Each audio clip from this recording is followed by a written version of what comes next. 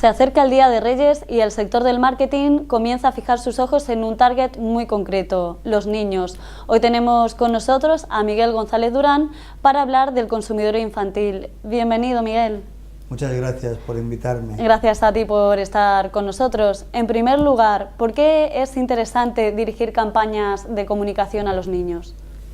Hombre, primera cuestión, porque es reconocer que el niño tiene un papel y juega un papel en el mundo del consumo, y porque indudablemente para el niño todo aquello que no se ve, todo aquello del que no tengo conocimiento, no existe. Si un anunciante quiere posicionar su producto o quiere vender su producto, lo lógico es que lo comunique de la mejor manera posible a su público objetivo, que en este caso pueden ser niños, pueden ser adolescentes, o indirectamente pueden ser padres con niños que compran pensando en ellos, ¿no? Entonces, pues todo anunciante que quiera tener un producto que pueda estar situado en el hogar tiene de alguna forma la obligación de poder comunicarlo. Si hablamos de anunciantes, si hablamos de la administración pública, diríamos que la administración tiene la obligación de comunicar a sus ciudadanos más pequeños como un ejercicio también de educación a la ciudadanía en una sociedad democrática. Entonces, para los niños todo lo que es información y comunicación configura también una parte del aprendizaje como escolares, ¿no? Y en ese sentido la obligación de comunicar está por ambas partes, tanto del mundo de la comunicación, del mundo de la administración, como del mundo de los anunciantes, ¿no? ¿Y es más difícil, más fácil o igual desarrollar canciones dirigidas a niños frente a las tradicionales de adultos? No es que sean más fáciles o más difíciles, es cierto que es más complicado trabajar con niños quizás, ¿no? Pero sí que es cierto que te exige unas salvaguardas mucho más a tener en cuenta, ¿no? Por así decirlo. Y son las relacionadas con el trabajo con la infancia, con el respeto a sus derechos, con ciertos matices que tienen que ver justamente no solo con el derecho al consumidor, sino también con los derechos de la infancia y con los derechos a su intimidad, ¿no? Y sobre todo porque el público infantil es un público que es no solamente sensible, sino que es fácil de manipular. Y eso exige por parte de los anunciantes, primero, una mayor responsabilidad para con este público, pensar que no todo vale en la comunicación con niños, y en ese sentido también esa comunicación debe tener algunas claves que con adultos funcionan de una manera, pero con los niños funcionan de otra, ¿no? Es decir, las claves son que con niños, por ejemplo, se comunica pensando en claves de humor, en clave inteligente, en clave musical, y sobre todo con una cuestión básica, y es: si yo prometo algo en mis anuncios, debo cumplir, ¿no? No se le puede mentir al niño, no se puede mentir a ningún consumidor, pero especialmente al niño. Al niño no se le miente, porque corremos el riesgo de que una vez que digo una cosa y no cumplo con ella, el niño nunca más vuelva a querer que esa marca esté presente, por la falta de credibilidad que va a tener. Antes hablamos de aspectos éticos. En cuanto a legislación, ¿qué habría que tener en cuenta? Bueno, la legislación con respecto a niños es variada en España, ¿no?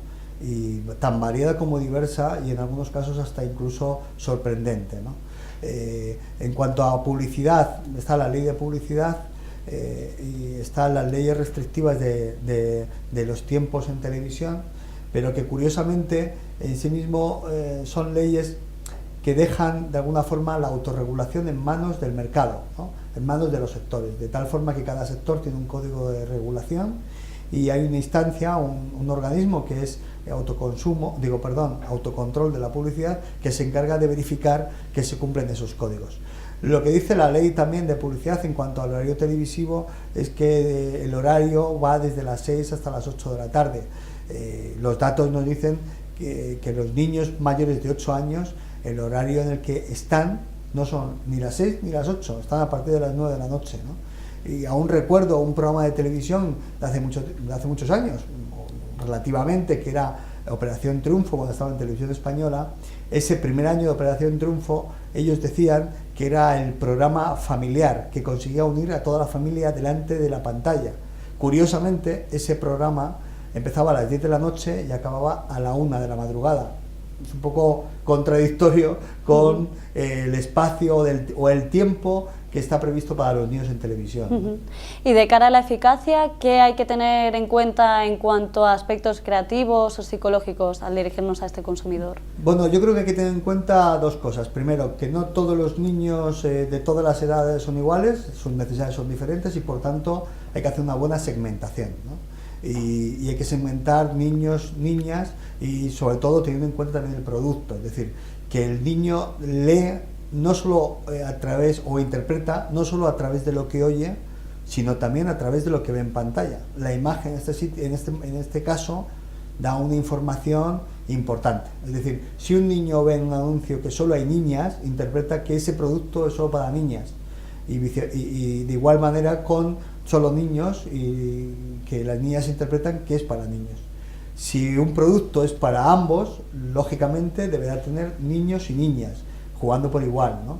Entonces hay que tener en cuenta esto, hay que tener en cuenta que los niños tienen un nivel de información importante, que preguntan, que les gusta además las cosas inteligentes, que les gusta, como te decía antes, la música y sobre todo les gusta que haya un lenguaje que ellos puedan interpretar y puedan jugar con él, ¿no? Yo creo que en este caso, en este sentido, ha habido campañas y ha habido cosas de televisión como por ejemplo lo que, bueno, pues de Antena 3 un poquito de por favor, ¿no? O si hay que ir se va, expresiones televisivas de series distintas que se han quedado dentro del lenguaje infantil y que se dicen, ¿no? Y que se expresan. Bueno, pues esta es otra de las claves, poder utilizar lenguajes que sean fácilmente interpretables, que no sean complicados, que el mensaje que no tenga una interpretación intelectual enrevesada, sino que sean interpretaciones sencillas para los niños, para que lo comprendan y lo entiendan, y entiendan que además es algo para él. Ciertamente, cuando hablamos de niños y de comunicación infantil, a todo niño menor de 9 años se le debe comunicar con un guiño al padre, es decir, los padres deben estar ahí, deben participar de ello. Entonces la comunicación se focaliza de manera distinta según la edad, ¿no? Si eres menor, va directamente al padre con el guiño al niño. Si eres mayor, va directamente al niño con guiño al padre, ¿no? ¿Y qué acciones de marketing son las que pueden llegar a generar más ventas? No sé si tenéis algún case study. Bueno, hay acciones muy potentes, hay acciones tácticas que funcionan muy bien, como son las promociones, ¿no? Y que tienen características de tiempo, 3 meses máximo, etcétera, etcétera, que funcionan muy bien con algunas licencias, ¿no? Aquellas licencias que tienen más desarrollo, que tienen mayor presencia. Y luego Internet nos está llevando a generar acciones muy potentes donde la participación de padres y niños pequeños, pues empieza a ser muy interesante para ciertas marcas de juguetes dirigidas a públicos infantiles menores de 8 años, de 7 años, ¿no? Acciones que posibilitan la generación de experiencias, que posibilitan el guiño a la participación del padre y que posibilita que además el niño pueda tener la posibilidad de encontrar premios o satisfacciones haciendo o participando en juegos o concursos, ¿no? Miguel, para finalizar me gustaría obtener algunas previsiones. El año pasado desde Arista afirmabais que un niño probablemente obtendría sobre 4,9 regalos. ¿Qué cifras se espera para este año? No sé si tenéis datos o a qué cifras se pueden acercar. Los datos todavía no están cerrados totalmente porque, bueno, incluso en el sector juguetero los datos están siendo una montaña rusa, ¿no? Cada semana hay un dato distinto de las ventas y una semana puede subir y otra semana puede bajar, ¿no? Pero viendo un poco las previsiones también, es cierto que este año quizás hay una mayor animación, no mucho más, una mayor animación, pero no mucho más en el consumo familiar. Pero no hay un aumento de los regalos en el niño y en todo caso puede haber una bajada de medio punto, ¿no?